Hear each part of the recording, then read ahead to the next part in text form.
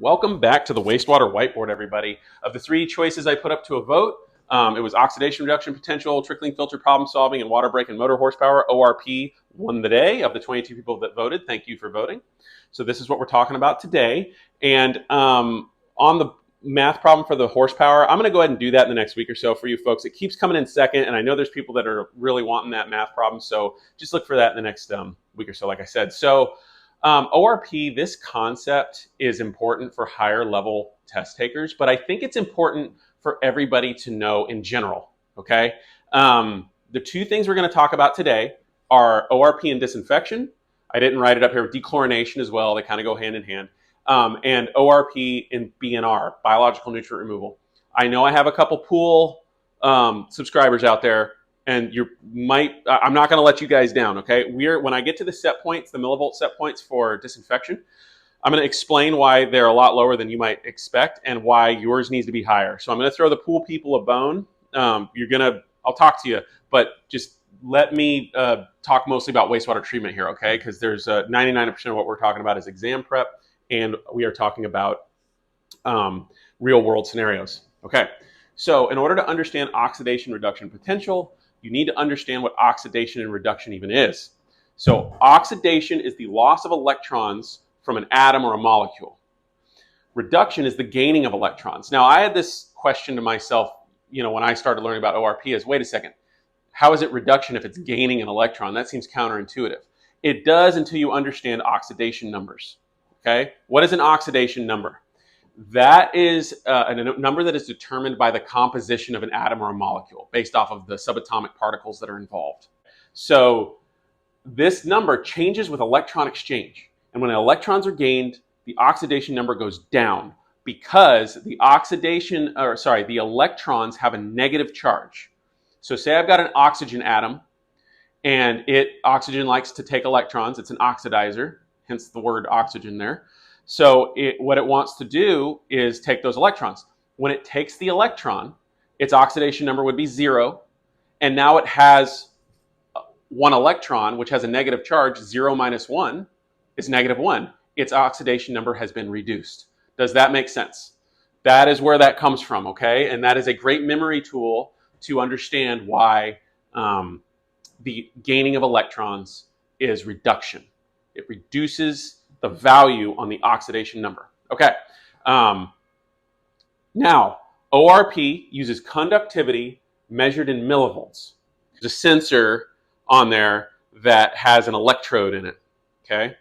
And it measures the potential of the environment to oxidize or reduce. So how does it do that? Well, when there's an oxidative environment, say I've got a super high chlorine residual, this sensor detects the electrons being pulled away, okay? Based off of our baseline sensor and what we can detect of the electrons wanting to be pulled away is that we are in an oxidative environment. Conversely, when that ORP is gaining electrons and we're in a reducing environment, a reductive environment, it is measuring the potential of that environment to reduce. Okay, so it's pulling electrons in, and it detects that. Okay. Now, if you have any questions about the oxidation reduction process or what an ORP sensor does, please put it in the comments below. Ask questions. If you think you can explain that better than I did, please do in the comments so people can understand a little better. Also, if you use ORP, put it in the comments below on where you use it. This isn't the only places that it's used. I know people use it in digesters and other places throughout the plant, but these are the places you're going to be asked about on the exam. And these are the places I use it, so it's a little easier for me to have that lesson with you. Okay, so ORP and disinfection. So oxidizers, like chlorine, pull electrons from cell walls, primarily let's talk about bacterial walls, and it destabilizes the pathogen. Okay, so what's actually happening during an oxidation process of a pathogen is that this microbe is getting its electrons pulled away from it by these oxidizers, and it's literally breaking the cell walls apart. Okay. And the higher the millivolt reading on your ORP, the faster this happens.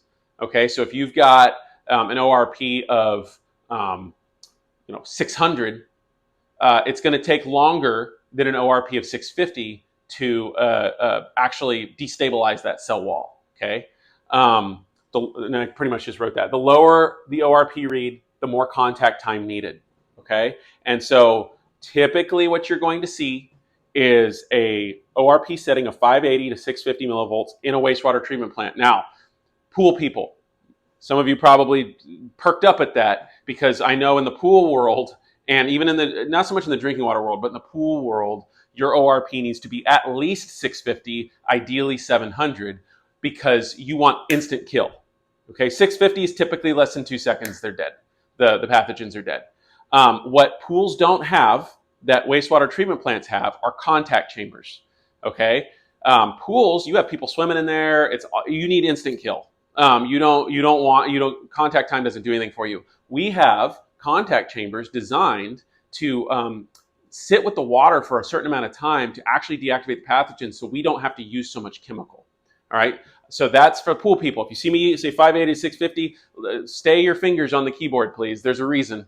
We have the power of contact time. You do not. Okay. That is also, this 580 to 650 millivolt setting is also a great way to make sure that operators don't overfeed chemical. All right. You don't need much of a free available residual to achieve this. It's actually quite low. ORPs are better at measuring free available than monochloramine, especially in a turbid environment, turbid water. This is very specific to my situation. I use my ORP and disinfection to tell me whether I'm free available or chloraminating. When I'm free available, it's really good at telling me how strong my free available is. When I'm monochloraminating, I've got a combined effluent with my trickling filter. It is somewhere between worthless and bad at telling me my disinfection capability, because the turbid water and the organics that are still in the water, they act like a reducing agent, and the ORP senses this and it gives me a really low read, but I could have a 10 milligram per liter combined residual in my contact chamber and non-detect on my 25 tube total coliform test, but my ORP is reading like at a 380.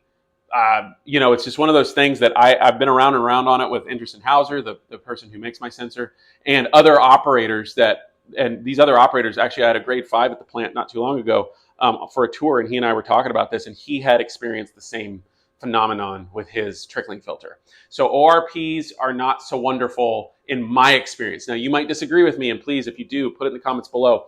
But I've gone through several sensors thinking one was bad or one wasn't bad. And, I just have found that when you're using it for monochloramines in turbid water, it's not very helpful. It's more helpful with free available. Okay. Now on the free available side, I didn't draw the chart, but what's interesting is 580 to 650, you're probably like a 0.5 to 1, maybe a 1 milligram per liter free available. I would actually guess it's lower than that. Once you hit like a 1.5, all of a sudden you're at 700. And then when you're at 750, you're like a 8 free available. It's not linear, it's logarithmic. It's got a curve that kind of does this. And so why the millivolts are helpful for us in wastewater treatment and not overfeeding chemical is that once you hit like the 700 something mark, you're good. Like you don't need any more. But what we do as operators is we really want to make sure that we're doing, the right thing, and we tend to overfeed disinfectant. Okay, so I'm running a 4 part per million free available in my contact chamber, and I'm at a 740, and I've got a 2 part per million free available in my contact chamber, and I'm still at a 740. I've seen it. I've seen it with varying residuals, right? So that comes in here. DPD use is wise when using ORP to measure chlorine residuals, because the ORP is very helpful for measuring the oxidative environment and the reductive environment, but it's nice to have a control on that. And when you can see that, oh, hey, look, my ORP, like I just said, is 740 and I'm running a 4. Why don't I back off my chlorinator a little bit? I don't need a 4. And then all of a sudden I'm at a 1 and my ORP is still at 710. I'm good. I don't need anything more than that. I could even back it off more. I wouldn't. I mean, that you don't need to really go crazy with it, but that's kind of just giving you an example of what I'm talking about, how we tend to overfeed and how an ORP can help us not overfeed our chemical. It's also very wise to use this when monochloraminating, because actually, and I didn't write it up here, but I use it for dechlorination. I have a millivolt set point on my SCADA that is 200 millivolts. And what happens is the sensor at the end of the plant is after my bisulfite feed, sodium bisulfite, which is a reducing agent. It's a reducer. And so it's a strong one. And so that is also what I use to dechlorinate. And when it's feeding, my SCADA program is saying 200 millivolts chemical feed pump, and it'll ramp the feed rate up or down based off of my millivolt that I actually have. And so if my millivolts are climbing because I have a lot of disinfectant coming through, it'll tell my chemical pump to speed up. Well, if I've got a really low read because of monochloramines and it's not telling me anything, but I can tell that my bisulfite pump's working really hard, that's a great way that I can tell remotely when I'm at home and I don't want to drive in and take a chlorine residual. That's one way that I can tell that, oh, okay, it's that monochloramine thing, and I've actually got a pretty strong residual based off of how hard my sodium bisulfite pump is working. If that makes any sense. If you have any questions about that, please put in the comments below. This is something I deal with all the time, and I'm happy to shed some light on what I just said if you're curious. You will not be tested on that, by the way. The test makers sometimes live in what I call fantasy land. Not that they're bad or awful, but they're going to talk about textbook stuff. They don't talk about weird nuances like I just described. Okay? They live in the perfect world. All right, so now, ORP and BNR, biological nutrient removal. These are typically going to be used when no DO is present to detect anoxic or anaerobic conditions. Okay, dissolved oxygen sensors are helpful for dissolved oxygen. You don't necessarily need an ORP for an aeration basin. It's useful, and I'll talk about that in a minute. These measure bound oxygen and nitrate and nitrite. These are both oxidants still. They've got an O2 in them. Nitrite is a reducing agent when it comes to chlorine, but only because chlorine is a stronger oxidizing agent than nitrite, and it's fully oxidizing it to nitrate. These are still oxidizers, not very effective disinfectants, but they are still oxidizers. They still want to take electrons, okay? And I'm going to recap what I just said in a second because I'll just say it right now because I might have confused somebody. Oxidizers take electrons and are reducing agents give electrons and are oxidized, okay? So reduction is the gaining of electrons. And so when chlorine gains those electrons, it's reduced, but it's an oxidizer because it's taking them, okay? And something else is giving them. I really hope I'm not being too confusing about that. But if I am, please comment and I'll see if I can type it out in a way that, it makes a little bit more sense. So these guys, they're still oxidizers. And so there's no dissolved oxygen present, which dissolved free oxygen is going to be stronger oxidizer than bound molecular oxygen. But these ORPs can tell using millivolt read that it's there. And so typically, anoxic is typically 0 to negative 150 millivolts, whereas a DO sensor would say 0. It would be flatlining. You can actually go negative and see, oh, okay, well, I'm anoxic. And if you want to know more about that, at the end of this video, it'll pop up on your screen. You can check out my nitrification, denitrification video I did.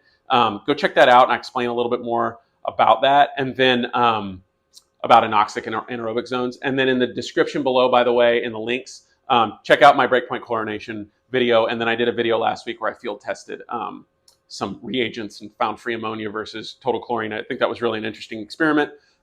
Check out those videos as well. Anaerobic is typically less than 150 millivolts on your ORP, okay? And why this is important, by the way, is if you have an anoxic selector and it goes anaerobic, you might go, well, big whoop, you've denitrified, cool. Not so great because anaerobic selectors are typically designed to take anaerobic conditions. There's some acids that are going to start getting produced, and it can start eating up the walls of your selector if it's not coated. So and odors and all sorts of other stuff start happening in anaerobic conditions. You don't necessarily want anaerobic conditions if your plant's not designed for it, okay? So there's some process control stuff you can do to change that, and go check out that nitrification, denitrification whiteboard at the end of this video, and you'll listen to what I'm talking about, and I think they'll help you understand. And these can be used, ORP and BNR can be used in aeration to measure potential over aeration. Just like potential over chlorination, you can see that your millivolts don't change. And I don't have those. ORPs aren't typically used in aeration that I've seen. If you've seen it, please let me know. But how it works is just like with, I got 740 millivolts in my chlorine. and I drop the chlorine residual by 2 milligrams per liter and my ORP doesn't barely budge, kind of the same concept. If I've got a 4 milligram per liter DO and I've got a certain ORP reading, and I drop that to a 2 milligram per liter DO and my ORP reading doesn't change, the oxidative environment is still the same, if that makes any sense. So it also helps prevent over aeration. It can also be kind of a crystal ball into, is your oxygen actually being uptaken?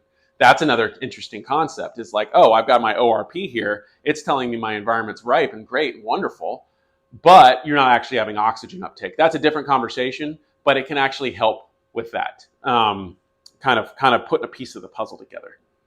Okay, I hope that helped people kind of understand oxidation reduction potential. The whole loss of electron and gain of electron thing, I think, really screws people up. I tried to be clear about it. Just remember, an oxidizer gains electrons and is reduced, and a reducing agent gives electrons and is oxidized. Anyway, I hope that helped. Like, subscribe if you got anything out of this, and we'll see you guys in the next one. Take it easy.